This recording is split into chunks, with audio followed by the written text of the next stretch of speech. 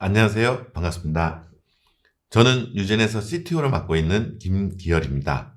본 세션에서는 이커머스가 마이크로 서비스 아키텍처를 선택해야 하는 이유를 기술적인 측면뿐만 아니라 비즈니스와 제도적인 측면에서 함께 살펴보고자 합니다. 또한 마이크로 서비스 아키텍처를 구현할 때 주의해야 할 사항들도 유젠의 경험을 통해 함께 알려드리고자 합니다.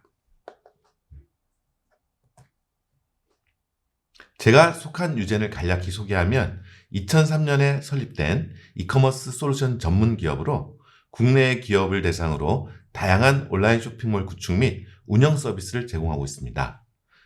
저희는 엔터프라이즈급 요구사항에 최적화된 이커머스 솔루션인 지원 커머스를 출시했고 일본에도 현지 법인을 설립하여 운영하고 있습니다.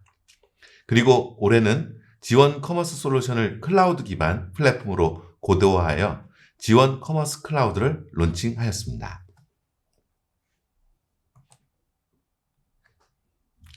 본 세션의 주제는 이커머스 분야에서 마이크로 서비스 아키텍처를 선택하거나 지향해야 하는 이유입니다. 결론부터 이야기 드리면 아젠다에 나와 있듯이 서비스를 잘 분리하면 비용과 위험을 줄일 수 있고 잘 분리하기 위해서는 이커머스 도메인에 대한 충실한 이해가 선행되어야 한다입니다. 식상할 수 있는 결론이지만 오늘은 제가 20년 넘게 프로젝트에서 경험하고 고민한 내용들과 제가 연구개발을 총괄하고 있는 지원 커머스 클라우드 사례로 결론이 담고 있는 의미를 짧은 시간이지만 최대한 구체적으로 이야기 드리고자 합니다. 이제 본격적으로 시작하도록 하겠습니다. 인터넷에서 MSA를 검색해보면 이커머스를 예시로 표현하고 있는 자료가 많이 있습니다. 회원, 상품, 주문 등을 서비스로 구분하고 RESTful API를 통신하는 보시는 그림과 같은 예시입니다. 데이터베이스를 중심에 두고 소비자가 접속하는 웹 어플리케이션과 관리자가 접속하는 웹 어플리케이션으로 구성하는 방식과 확연히 달라지는 점은 영역을 분리해서 독립적으로 구성하고 API로 통신하는 점을 표현하고 있습니다. 왜 이렇게 할까요? 비즈니스에는 어떤 이득이 있을까요? 빌드, 배포가 효율적이고 빨라지고 확정성과 유연성이 좋아지고 트래픽 대응에도 효과적이라고 대답할 수 있습니다. 하지만 저희 고객사 임원이시라면 너무 개발자 마인드 아닙니까? 라고 반문하실 것 같습니다. 비용이 어떻게 줄고 서비스가 어떻게 좋아지고 이익을 어떻게 증가하는지 듣고 싶어 하실 겁니다. 대화가 되기 위해서는 먼저 이커머스 분야에서의 오해와 난제, 그리고 어떤 과제들이 있는지 이야기를 옮겨가 보도록 하겠습니다. 제가 현장에서 가장 자주 접하는 오해는 이것입니다. 아직 저희 쇼핑몰은 매출이 크지 않아서 시스템이 복잡할 필요가 없습니다. 이상적인 것은 알겠는데 아직 매출이 작으니까 적은 인으로 구축해 봅시다.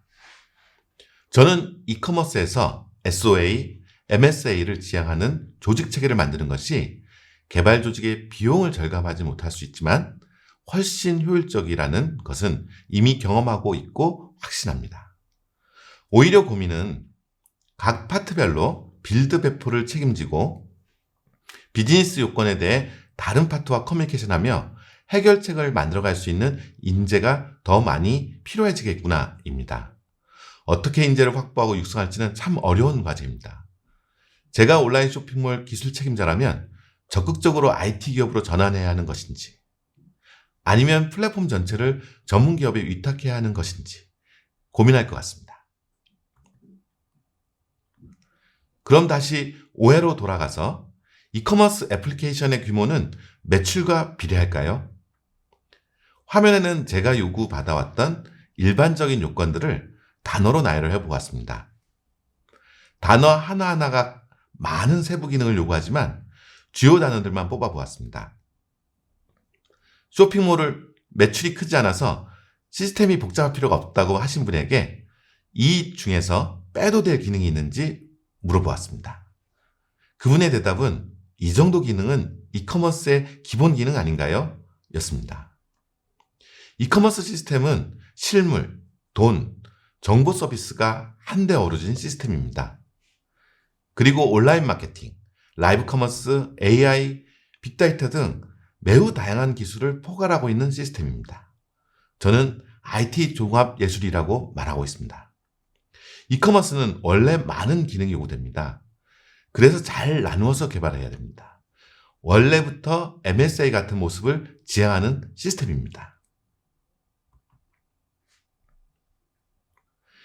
이커머스 애플리케이션 규모가 큰다면 잘 나누어서 개발하면 됩니다. 하지만 또 하나의 난제는 매우 복잡하다는 점입니다. 보시는 화면처럼 회원, 상품, 주문을 나누어서 개발할 수 있습니다.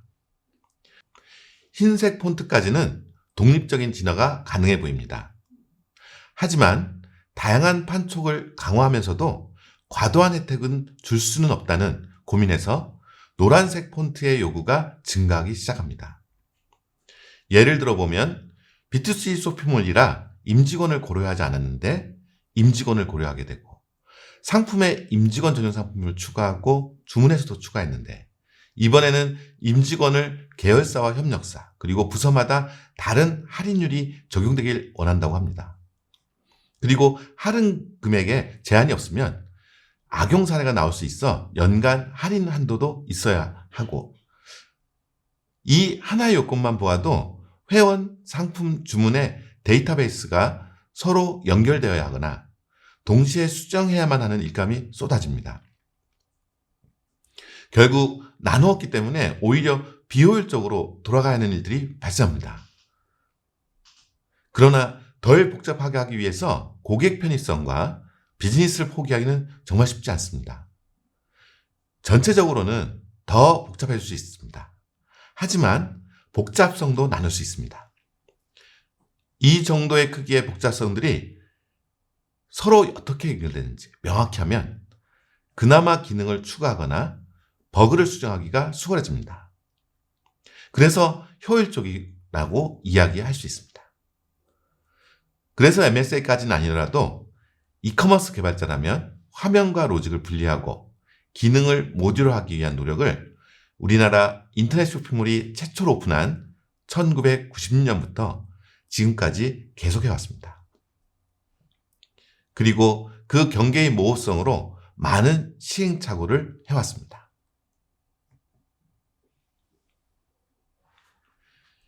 이커머스의 애플리케이션의 규모와 복잡성을 풀어가는 과제는 뒤에서 더 설명드리도록 하겠습니다. 추가적으로 검토할 주제는 MSA를 지향하는 구조에서 많이 언급되는 이득으로 트래픽 대응 비용이 절감된다입니다. 기존에는 전체적으로 증설을 해야 했지만 MSA에서는 선택적으로 증감할 수 있어서 비용이 절감될 수 있다는 이야기입니다. 분리하면 정말 비용이 절감될까요? 오히려 서버, 데이터베이스 등에 증가하면서 기본 비용이 더 증가하지는 않을까요? 저는 이커머스 프로젝트의 무수히 많은 장애 상황을 경험해 왔습니다. 최근에는 점점 더 많은 그리고 다양한 서비스들과 연결되면서 다른 서비스의 장애로 갑작스럽게 서비스가 중단되는 사례들도 증가하고 있습니다. 일단 본 세션에서는 제외하도록 하겠습니다. 대부분의 이커머스 서비스의 장애는 예고된 행사가 막 시작할 때 발생합니다. 그리고 거의 대부분 데이터베이스 영역에서 장애가 발생합니다. 구매 전환을 유도하는 행사는 트래픽과 매출이 비례하고 주요 기능 전체 영역에서 부하가 발생하기 때문에 분리에 따른 비용 효과는 그리 크지 않습니다. 하지만 매출이 증가하기 때문에 크게 이슈도 되지 않습니다. 구매 전환으로 바로 연결되지 않는 선착순 쿠폰, 출석 체크 포인트 지급 같은 경우에는 수초 이내에 접속이 폭주합니다. 특히 선착순 쿠폰 지급 같은 경우에는 트래픽이 너무 몰려 경합이 제대로 해소되지 않아 락이 걸리거나 커넥션 프리 재기능을 하지 못해 CPU가 감당하지 못하고 이에 따라 웹 어플리케이션 서버들도 목통이 되는 경우들이 발생합니다. 이 경우에는 해당 영역을 분리하고 데이터베이스의 실시간 처리를 감소하기 위해서 비동기로 처리하는 방식 등으로 프로그램을 합니다. 해당 서비스 영역은 자연스럽게 분리가 시작됩니다.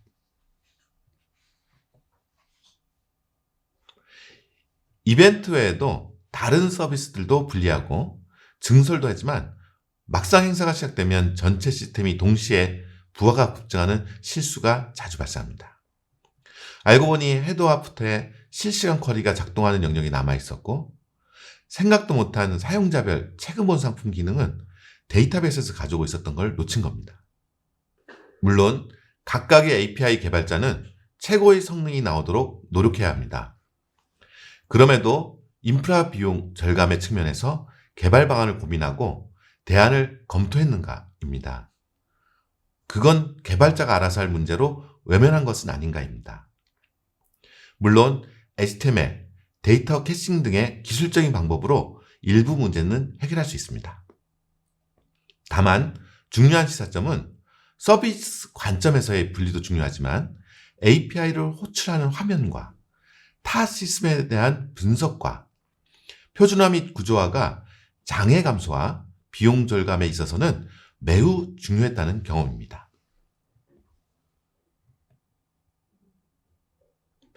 정리해보면 이커머스 시스템은 매출이 증가하면 복잡해지는 게 아니라 원래 기능이 많고 복잡한 애플리케이션입니다. 그래서 분리를 잘못하면 안 하는 이만 못한 일도 발생합니다. 어떻게 하면 잘 분리할 수 있을까요? 비즈니스 요건의 기획 단계부터 소스를 코딩하는 개발자가 참여하고 같이 의사결정해야만 합니다. 페이지 구성을 구조화하고 표준화하여 그에 맞게 RESTful API의 명세를 정리해야 합니다. 프론트엔드 영역과 백엔드 영역을 분리해야 합니다. 그리고 데이터베이스를 분리하면 개발팀을 나누십시오. 절대 서로의 데이터베이스를 직접 쿼리하지 못하게 하고 데이터 규격으로만 서로 협의해야 합니다. 도커를 도입하자 쿠버네이트는 어떤가? MQ는 어떻게 할까? 도 중요한 주제였지만 막상 개발한 API는 RESTful하지 않고 도메인 식별이 잘못되어 오히려 돌아가는 바람에 성능과 인프라 리소스 비용만 증가하는 일을 다반사로 보았습니다. 아키텍처는 확실히 효율을 높여줍니다. 하지만 비용과 위험의 감소의 출발은 소스 코드 안에 있습니다. 개발팀부터 분리해서 분리에 따른 시행착오의 경험이 쌓여야 합니다. 잘 나누어야 기술 도입도 비즈니스적인 효과를 창출할 수 있다는 게 저의 의견입니다.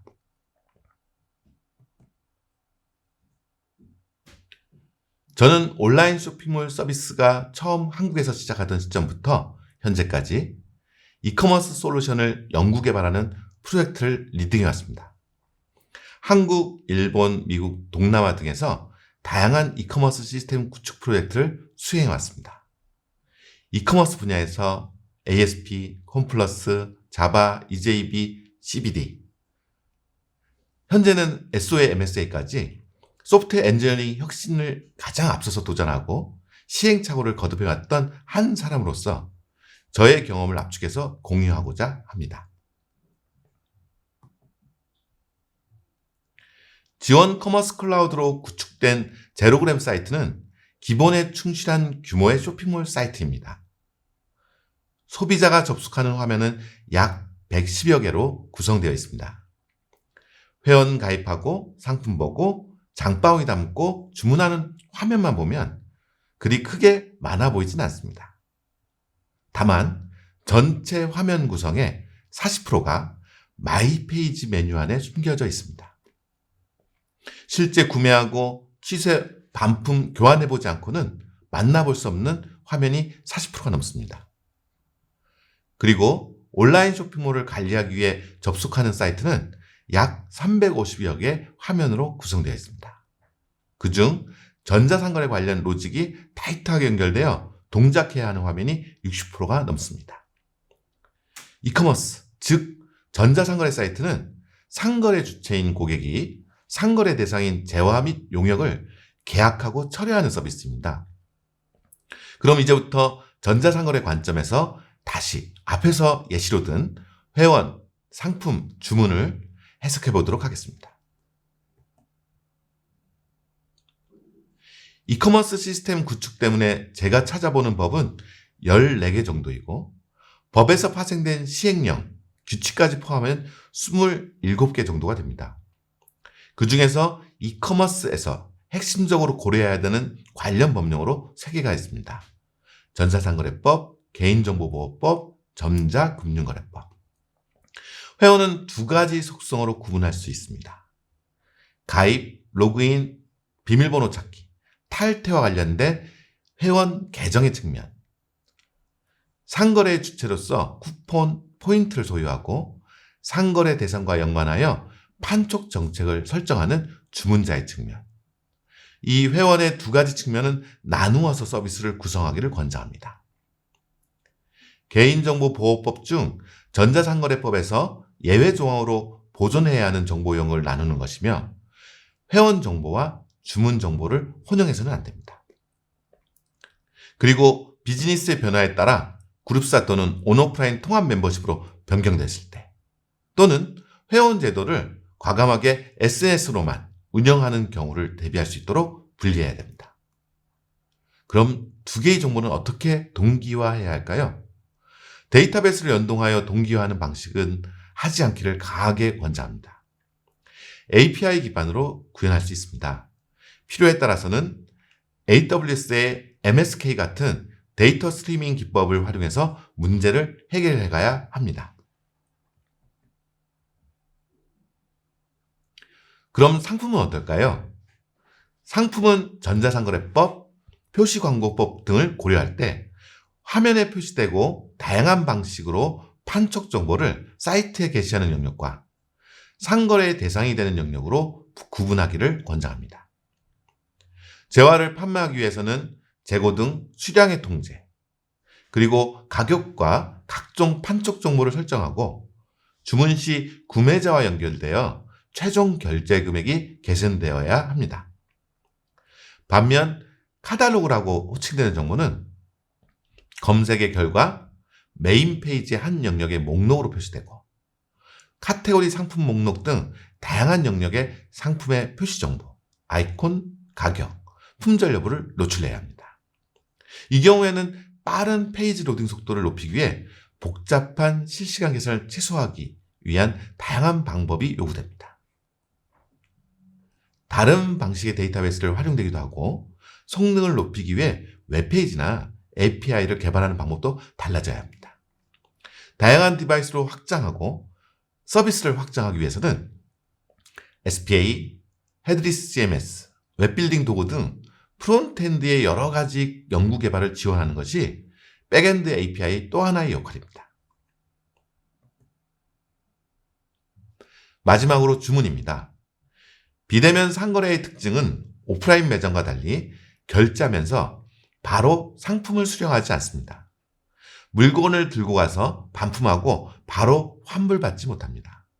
시차가 발생합니다. 그리고 많은 시스템과 정보를 주고받으면서 업무를 처리하게 됩니다. 구매 전환이 발생하는 주문서에서는 주문 시점의 당시의 주문자, 주문 상품뿐 아니라 주문 시점에 적용된 각종 판촉 정보도 모두 기록되고 보관되어야 합니다. 이 주문 처리하는 과정에서 고객과 커뮤니케이션하는 창구가 바로 마이페이지입니다. 그러다 보니 주문서 이외에 마이페이지가 이커머스에서 가장 복합적이고 페이지도 많은 핵심 영역이 됩니다. 그리고 매출을 직접 발생시키는 시스템이다 보니 재무회계적인 측면에서도 비즈니스 요건을 검토해야 합니다. 결국 이커머스 요건은 아이디어 하나하나가 전자상거래법, 개인정보보호법, 물류센터, 재무회계, 그리고 시스템 비용 측면에서 함께 검토되고 개발해야 합니다. 결론적으로 이커머스 분야에서 제가 제안하는 전략은 스핀오프입니다. 처음부터 전자상거래, 고객, 재화, 판촉, 구매 등을 쪼개기 시작하면 더 복잡하고 제약이 많은 비대한 시스템이 될 수 있습니다. 구매 전환과 연관이 낮은 영역부터 먼저 서비스를 분리해서 MSA를 채택하고 관련 기술을 진화시켜 가기를 제안합니다. 서비스를 분리할 때는 담당 개발 조직을 우선 분리해야 하기 때문에 개발 조직의 규모도 고려해야 합니다. 효율적이라고 인원이 줄고 비용이 바로 줄어들지는 않습니다. 한 명의 개발자가 동시에 여러 개의 서비스를 주어진 기간에 모두 개발하라고 하실 거면 MSA는 포기하는 게 낫습니다. 다시 한번 이야기 드리지만 아키텍처는 확실히 효율을 높여줍니다. 하지만 비용과 위험의 감소의 출발은 소스 코드 안에 있습니다. 잘 나누어야 기술 도입도 비즈니스적인 효과를 창출할 수 있다는 게 저의 의견입니다. 합치면 못 나누지만 나누면 합칠 수 있습니다. 형상의 변동 주기가 길고 트래픽이 낮은 서비스는 오히려 하나의 물리적인 서버로 모아 비용을 줄일 수 있습니다. 하나의 서버에서 컨테이너, 스키마 등으로 구성할 수 있습니다. 앞에서 이야기 드린 전략으로 연구개발한 지원 커머스 클라우드 사례를 소개하겠습니다. 지원 커머스 클라우드는 브랜드 사업자가 소비자에게 직접 온라인으로 판매하기 위해 자사몰, 즉 D2C 이커머스 웹사이트를 구축하고자 할 때 좋은 솔루션이 되고자 합니다. 브랜드마다 독립된 플랫폼을 제공하며 운영을 위해 필요한 IT 서비스를 통합적으로 제공하고 있습니다. 지원 커머스 클라우드는 오랜 경험과 끊임없는 리서치를 바탕으로 베스트 프랙티스를 제공하고자 합니다.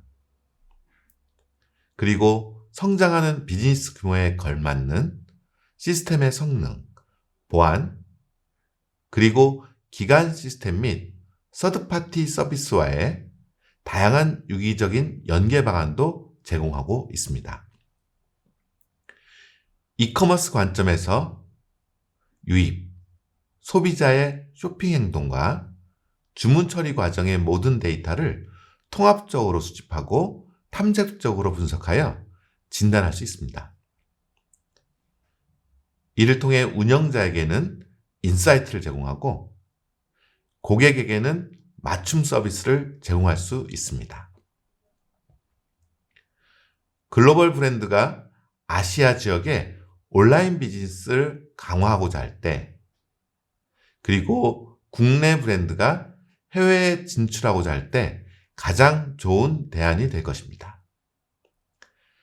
각 국가별 현지화된 기능 구현과 글로벌 통합 관리가 가능한 시스템입니다. 브랜드 사업자가 자체적으로 개발하거나 외주 영역으로 개발하는 것보다 더 많은 기능을 빠르고 비용 효율적으로 구축할 수 있는 솔루션입니다. 지원 커머스 클라우드 애플리케이션은 4가지 영역으로 구성되어 있습니다. 소비자가 접속하여 상품을 구매하는 온라인 쇼핑몰 사이트, 그리고 운영자, 공급자, 물류센터, 고객센터, IT 관리자 등 온라인 쇼핑몰의 관리와 주문 처리를 위해 접속하는 관리자 사이트로 구성되어 있습니다. 온라인 쇼핑몰 서비스의 트래픽과 장애 등을 통합 관제하는 모니터링 도구도 AWS 클라우드와치, APM 등과 연계되어서 제공하고 있습니다. 마지막으로는 백엔드 애플리케이션의 엔터티, 유저 인터페이스, API 등을 통합 설계하는 모델링 도구가 내장되어 있습니다.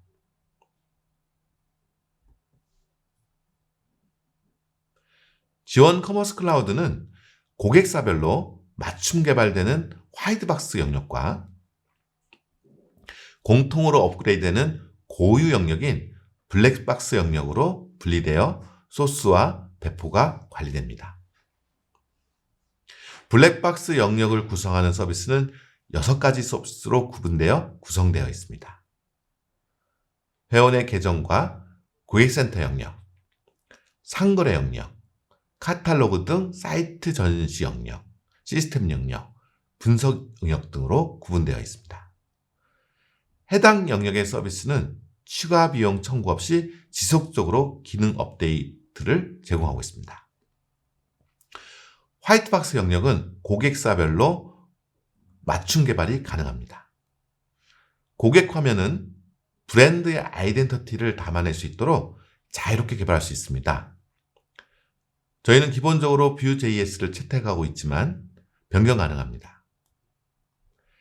기존 데이터의 이관, 시스템 및 서비스의 연계 등도 API를 제공해서 지원하고 있습니다. 고객사에 맞게 개발할 수 있습니다. 그리고 주요 시스템이나 서비스는 기본적으로 제공하고 있습니다. 그리고 마지막으로 고객사가 맞는 추가 서비스도 개발할 수 있습니다. 프론트엔드, 백엔드, API 애플리케이션 개발을 위해 저희가 사용한 서비스는 보시는 그림과 같습니다. 그리고 이커머스 플랫폼 구현을 위해 사용한 AWS 서비스는 보시는 바와 같이 매우 다양합니다. 특히 데이터 처리에 있어 오로라 MSK는 매우 유용했으며 고객사별 관리와 중앙 관리가 혼재되고 개발 환경, 검증 환경, 그리고 서비스 환경이 구성되어야 하고 거기에다 서비스도 분리되어 있어 매우 복잡한 환경에서 데브옵스를 구성해야 합니다. 데브옵스를 구성함에 있어서 코드 커밋, 코드 디플로이, 코드 파이프라인은 매우 큰 도움이 되었습니다.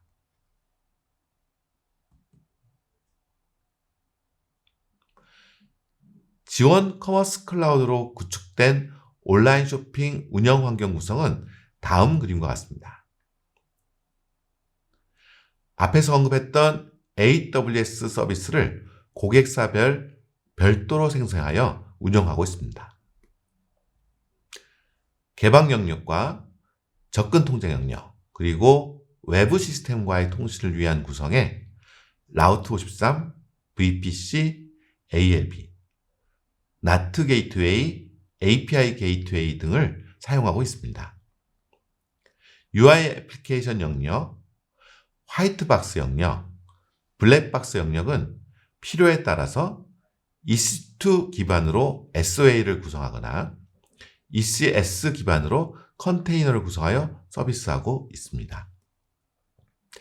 상품 이미지 등의 관리는 클라우드 프론트 서비스와 람다를 사용하여 리사이징하고 있습니다.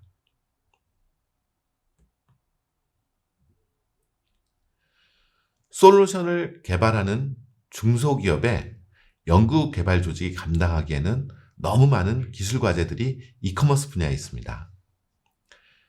연구 개발의 기간을 단축하고 운영 시 발생하는 관리 비용을 절감하는 데 가장 큰 도움을 준 것은 AWS 서비스의 사용이었습니다.